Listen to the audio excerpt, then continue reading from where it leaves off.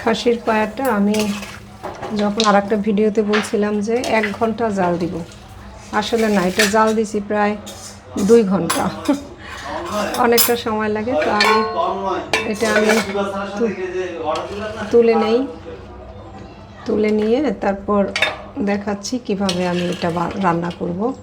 কারণ হচ্ছে এই মশলাগুলো না আমি তুলে ফেলবো, না হলে জিনিসটা আসলে মুখে পড়লে তেমন একটা ভালো লাগবে না। এই যে এখান থেকে যেটা করব এগুলো সব বেছে বেছে ফেলে দেবো, ফেলে দিয়ে তারপর নিয়ে আসি। এবার আমি একটু ঘি দিয়ে দিই, ঘিটা গরম হোক।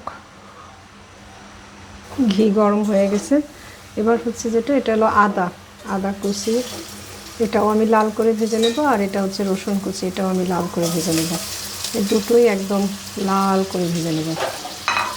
আর এই ভাজাটা অবশ্যই আমি ঘিয়ে করতে হবে, সময় লাগবে। একটু আস্তে আস্তে আস্তে আস্তে এটা ভেজে নিচ্ছি, লাল করে ভেজে নিয়েছি। এবার আমি এটা মিশিয়ে নেব। এবার এগুলো আমি এটার মধ্যে দিয়ে দিচ্ছি।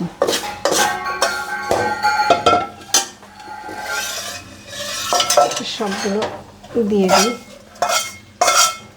আসলে মশলা হিসেবে খুবই কম, এর মধ্যে তেমন কোনো মশলা নাই, এটুকুই মশলা। আর হচ্ছে এটা হচ্ছে কাজু বাদাম বাটা। কাজু বাদাম আমি ভিজিয়ে রেখেছিলাম, এবার বেটে নিলাম। শুধুমাত্র একটা স্যুপের একটা থকথকে ভাব না হলে ভালো লাগবে না খেতে। আর এরপর এটা আমি দিয়ে দিচ্ছি। আমি যে রান্নাটাই করি না কেন, আমার উদ্দেশ্য থাকে একটাই, যে সেখান থেকে সর্বোচ্চ পুষ্টিটা আমি কিভাবে পেতে পারি। তো আরও মশলা দিয়েও করা যায়, কিন্তু এটা দেখেন একদম সবগুলো ভালো উপাদান এবং সর্বোচ্চ পরিমাণ আমার মনে হয় পুষ্টিটা আমি রক্ষা করতে পারছি। খাসির পায়া তো এটা ক্যালসিয়ামের ভালো উৎস, ফসফরাসের ভালো উৎস। তো এটাকে অবশ্যই এমনভাবে রাখতে হবে, এবং যারা হিমোগ্লোবিনে ভুগছেন তারাও কিন্তু খাসির পায়া খেতে পারেন।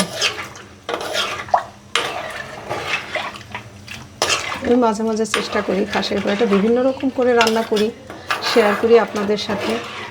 অনেকেই আমার রান্না পছন্দ করেন না, কোনো সমস্যা নেই। একজন যদি আমাকে একটা পজিটিভ কমেন্ট করেন যে এখান থেকে কিছু মনে হয় তার ভালো হবে, সেটাই আমার সার্থকতা। এবার এটা ফুটে উঠুক, তারপর আবার দেখাচ্ছি। যে টকবক করে ফুটছে, দেখতে কি সুন্দর লাগছে না, জানি না আপনাদের কেমন লাগতেছে। এটা তিতির খুব পছন্দ করবে। আমি ওর জন্য মেনলি, আমরা সবাই খাবো, তবে ওর জন্যই আমি মেনলি এটা করছি। তো এর সাথে আমাকে যেটা দিতে হবে, লেবুর রস দিয়ে একটা টক বানিয়ে দেব। তখন ও যেটা করবে, এটার সাথে সে লেবুর টক নিয়ে মজা করে সে খাবে। তো এই যে এইভাবে কিন্তু বাচ্চাদের জন্য করতে পারেন, এবং একদম ঝাল হয়নি। তিতির যেহেতু একটু বড় ঝাল খেতে পছন্দ করে, ওকে আমি কাঁচামরিচের একটা টক বানিয়ে দেবো, সেটা দিয়ে ঝাল দিয়ে ওইটা খাবে।